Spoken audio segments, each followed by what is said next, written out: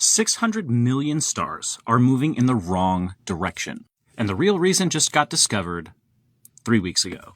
In 2018, the European Space Agency's Gaia satellite measured 1.3 billion stars with insane precision.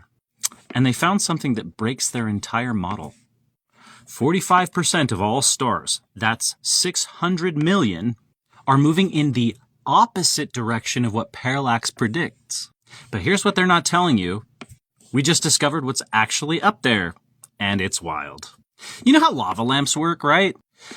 The blob gets hot, its density changes, it floats up to the top. Blobs go back and forth between different heights. Typically, each one will find its level and stay there if left on long enough. Now imagine you're tiny, standing at the bottom, looking up through all of those layers. As you walk around, the blobs appear to move, but they're not moving, you are. That's what stars are. Electromagnetic nodes floating at specific density boundaries above us. And we just figured out what those boundaries are actually made of. Okay, so you know regular ice, right? That stuff in your freezer. That's ice 1H, hexagonal structure, normal frozen water. But water can freeze into over 20 different crystal structures, depending on pressure and temperature. There's ice 7. It forms at 20,000 times atmospheric pressure. It's black, not transparent.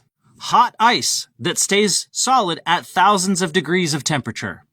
Ice 10.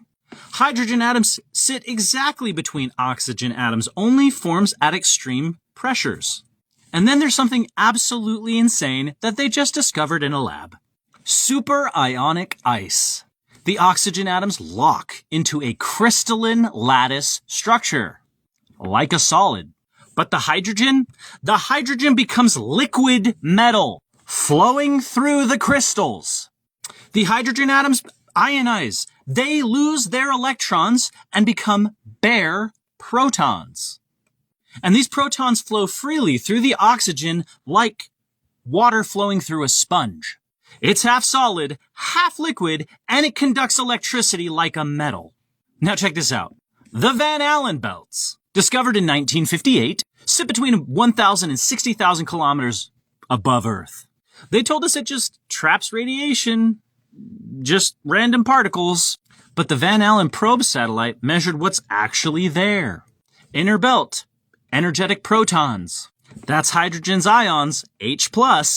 Outer belt, high energy electrons and oxygen ions, O+.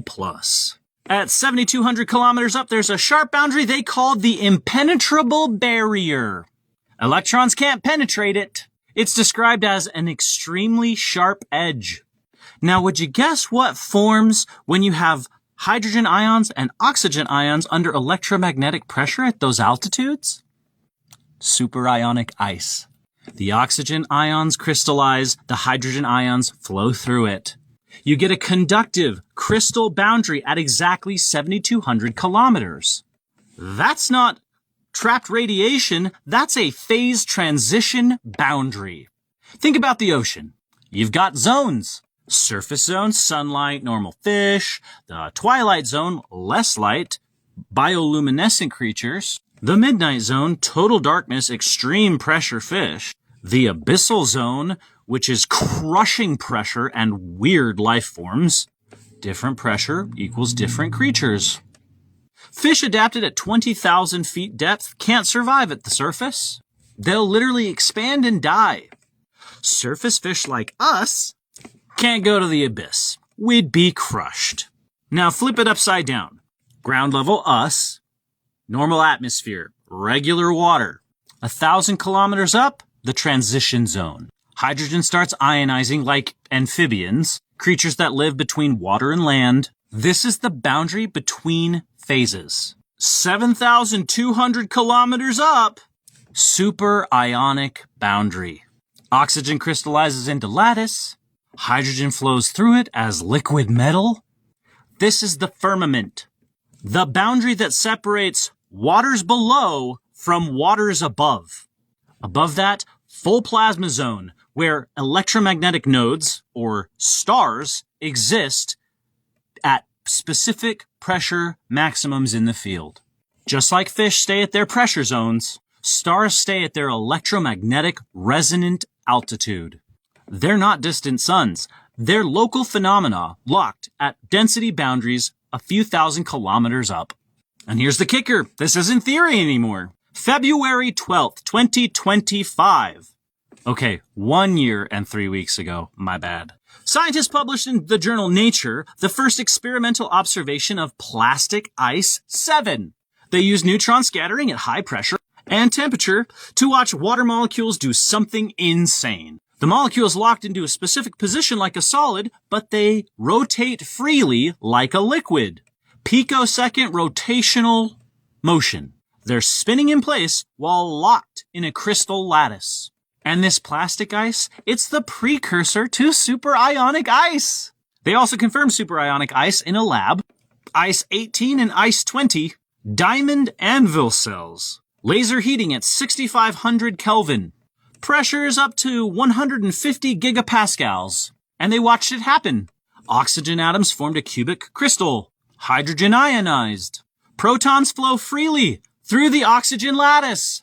The ice turns black and starts conducting electricity.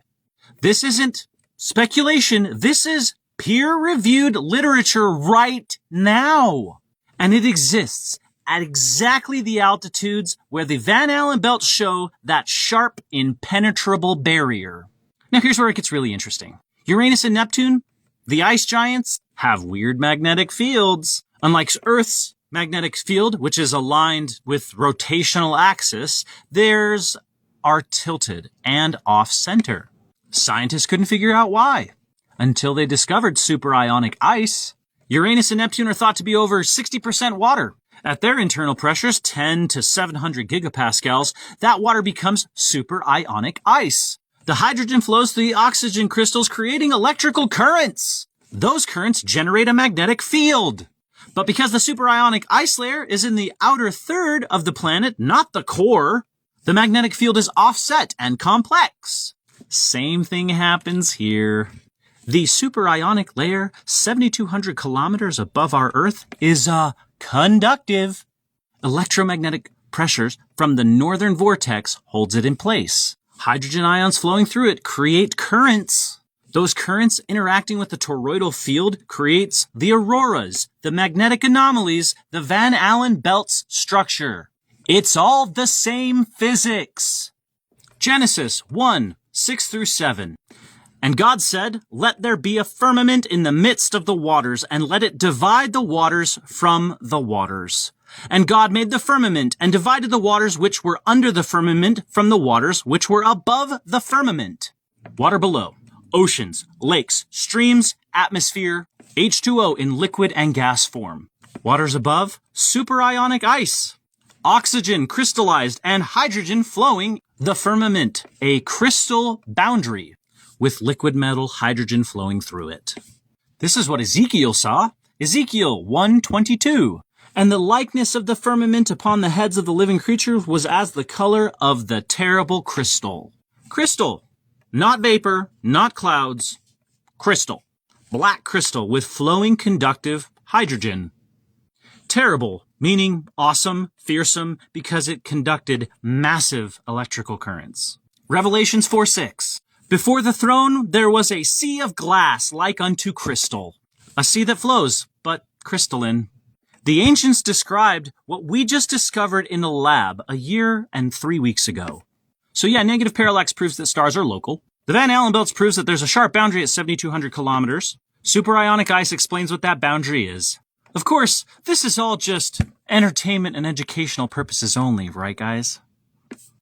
Wouldn't want anybody researching this for themselves and finding out the same information that I did. 'Cause that would rewrite physics as we know it.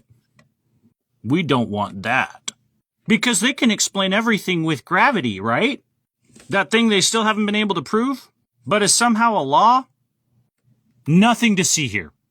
So yeah, if you're worried or wondering about what the firmament is, now you know. Like, comment, share, subscribe, and as always, follow for more mind-bending content.